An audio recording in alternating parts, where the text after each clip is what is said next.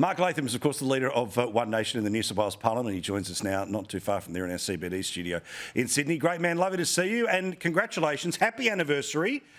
It's a full, 4 and a bit years since you and Pauline Hanson, the political marriage of the century, began. That's right, Paul. It's 4 years ago that I announced I was running for One Nation in the New South Wales Parliament.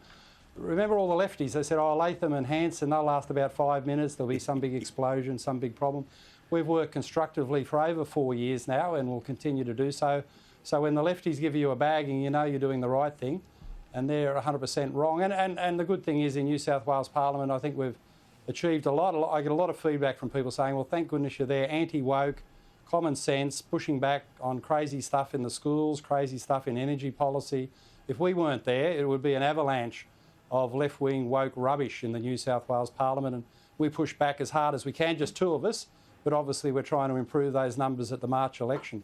Bloody oath, that's why he's got the stones, not just to sit back and let somebody else fight the fight. He fights the fight in March, he's on the ballot, and that's the way that we love it. So hopefully double, treble, quadruple, I'm all in on you, mate.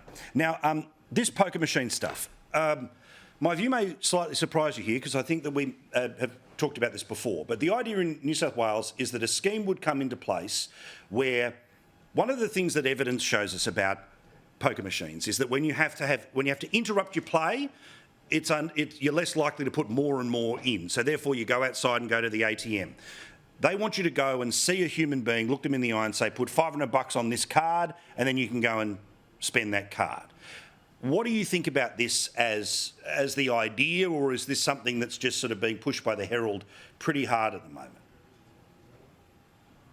Well, normally the people pushing radical ideas against the best interests of the pubs and clubs don't actually frequent these venues, and they haven't sat down, as I have, for example, and spoken to the leadership of the pubs and clubs. There's a lot of goodwill.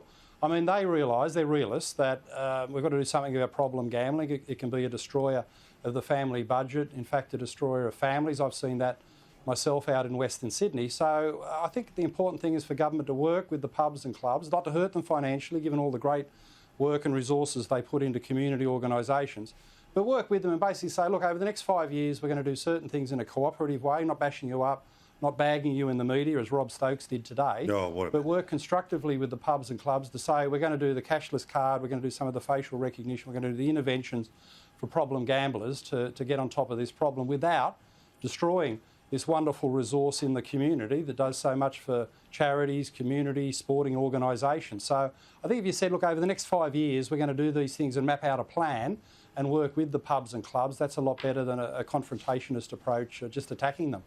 Well, this is the thing. Look, GG's are your thing, pokies are mine, and this is literally sort of oil and water in terms of gambling, right? But basically, I see the benefit in those little pauses. I absolutely see the benefit in the little pauses. It's the people who turn around and basically just don't understand gambling, why people do it, think that everyone who puts $10 on anything has some sort of a horrific problem, the sort of BS way they turn around and say, X number of dollars have been lost over the past 12 months. Well, hang on, how much has gone back, blah, blah, blah. So, it'd be interesting to see where it goes. But I don't know whether this was a conversation that was brought up with King Charles, but Matt Keane is representing all of us on the other side of the world. The international stage, we thought it was Airbus, Albo or Penny Wong. No. It's Matt Keane who's going to bring us to a new place, mate.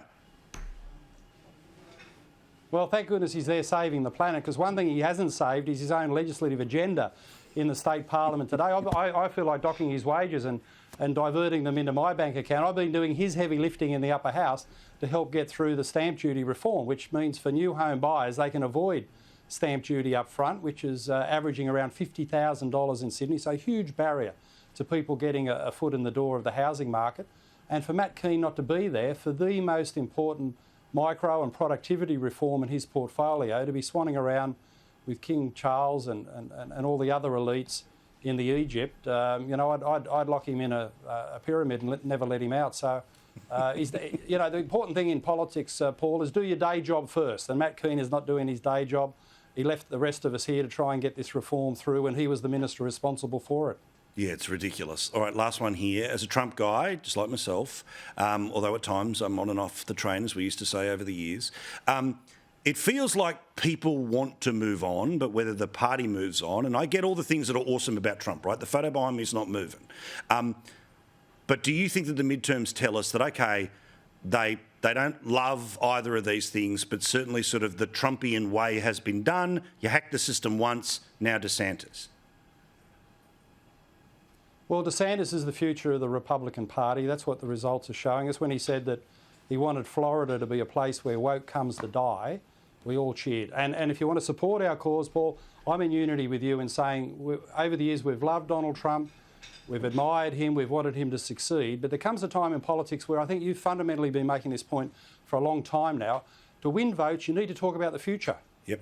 If you're worried about your kids' education, law and order, transport, keeping a job, getting a job, you need to talk about the future. And Donald Trump, regrettably, has been talking too much about the past, how he says he was robbed in that election 2 years ago. There are no votes in the past.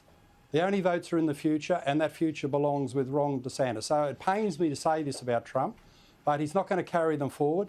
Given the decrepit nature, literally the decrepit nature of Joe Biden, his administration, all the problems the Democrats have caused in the United States, this should have been a massive red landslide.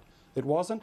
It was hinged to Donald Trump, and I'm afraid the best thing now would be for Trump to say he's had enough, hand on the baton to DeSantis, and let a younger man talking about the future get on with the demolition of the Democrats and bring a Republican into the White House. Yeah, bloody oath. That's it. Become the kingmaker, and then you can go plenty of cash along the way, but we'll wait, watch and see. Mark, as always, great to talk to you. Have a wonderful weekend.